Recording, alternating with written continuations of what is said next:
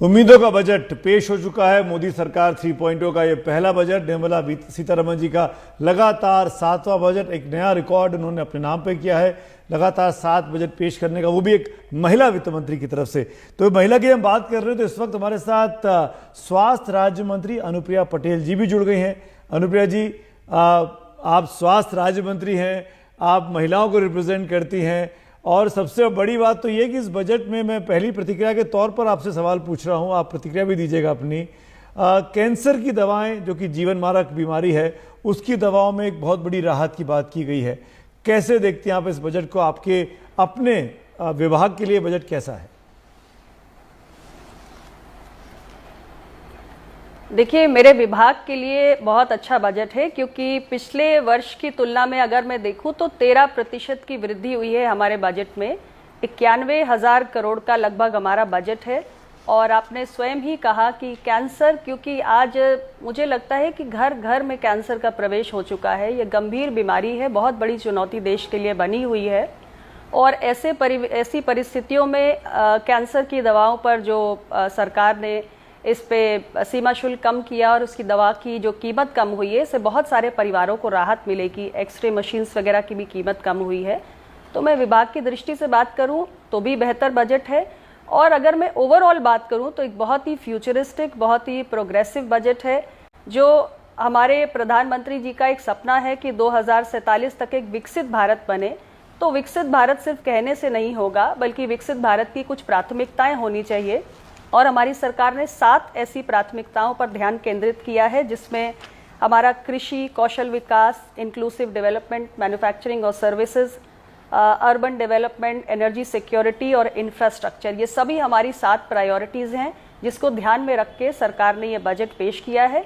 और मुझे पूरा विश्वास है कि विकसित भारत का एक रोड मैप ये बजट तय करता है, और भारत 2047 तक विकसित बनने की दिशा में इस बजट के साथ तेज़ी से आगे बढ़ेगा।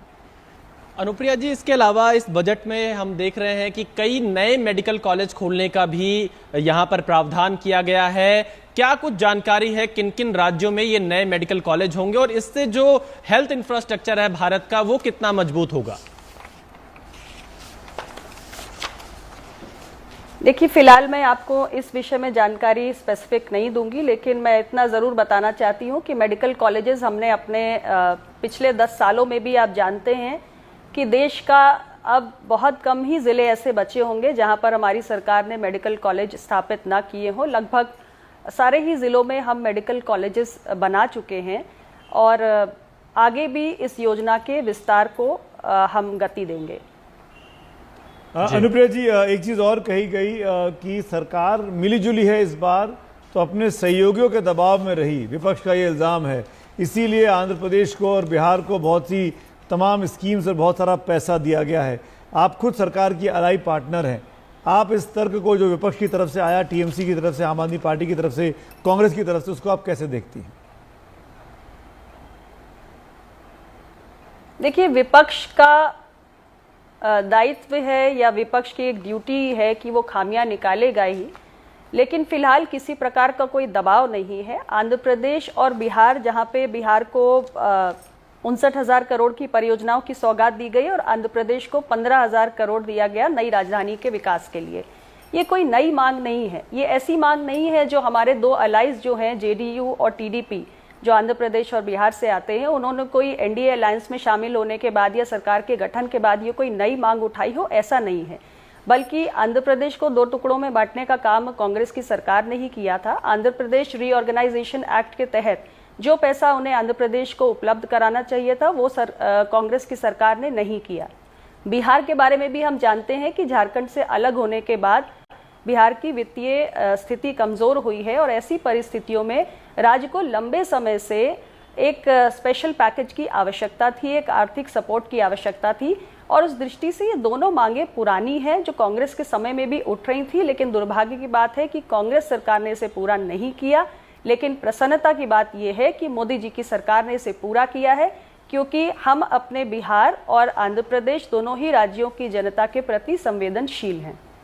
अनुप्रिया जी, क्योंकि नौकरी और रोजगार एक बड़ा मुद्दा इस पूरे चुनाव में रहा जो 2024 का लोकसभा चुनाव बीता है, और इस बजट को अगर हम देखें तो इंटर्नशिप प्रोग्राम सरकार लेकर आ रही है, जिससे युवाओं को एक मुश्त राशि भी दी जाएगी, हर महीने भत्ता भी दिया जाएगा। तो क्या आपको लगता है कि इससे नौकरी और रोजगार का जो मुद्दा था वो कहीं ना कहीं सेटल होगा?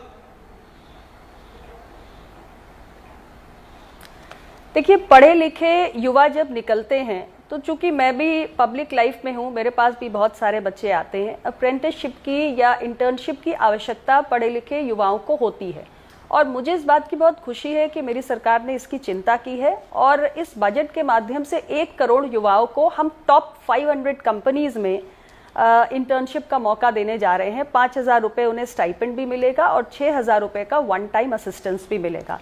बच्चों को जनरली अप्रेंटिसशिप और इंटर्नशिप की सुविधा नहीं मिल पाती है, लेकिन ये सुविधा मिलने से उन्हें एक रियल लाइफ बिजनेस एक्सपोजर मिलेगा, और इससे डेफिनेटली उनको आगे बढ़ने में, आगे किसी नौकरी में जाने में बहुत सहूलियत भी होगी। इसके साथ ही आपने देखा कि हम 20 लाख युवाओं को स्किलिंग के लिए भी इस बजट में एक प्रोविजन लेकर आए हैं। ये इसलिए ज़रूरी है क्योंकि आज इंडस्ट्री और जो हमारे युवा अवेलेबल है उनके बीच में कहीं ना कहीं इंडस्ट्री की डिमांड का जो एक गैप रहता है कि जो इंडस्ट्री को डिजायर्ड स्किल सेट चाहिए वो नहीं मिल पाता है।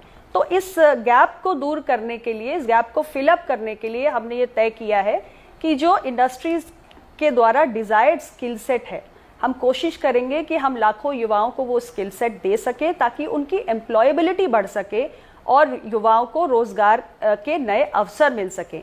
हमने अपने पिछले 10 सालों में भी लगातार ये कोशिश की।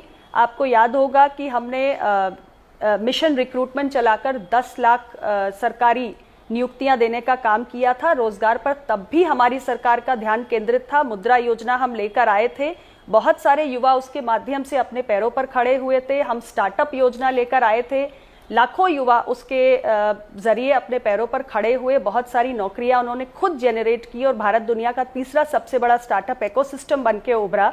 और इस बार भी ये कंटिन्यूटी है हमारे एक्शंस की। जॉब क्रिएशन पर अभी भी हमारा फोकस है, और मुद्रा योजना के तहत आपने ये भी देखा होगा कि जो हमारी तरुण श्रेणी थी उसमें 10 लाख की जो हमारी लिमिट थी उसको बढ़ा के हमने 20 लाख तक पहुंचाया। तो ऐसे जो भी युवा सेल्फ एम्प्लॉयमेंट की दिशा में आगे बढ़ना चाहते हैं उनको भी एक नई सहूलियत मिली है। इसके साथ ही एमएसएमईज को भी फलने फूलने के लिए बहुत सारे प्रयास हमने इस बजट के माध्यम से किए हैं। तो रोजगार सरकार की प्राथमिकता पिछले 2 टेन्योर्स में भी रही है, और इस बार भी हम कंटिन्यूटी में काम कर रहे हैं।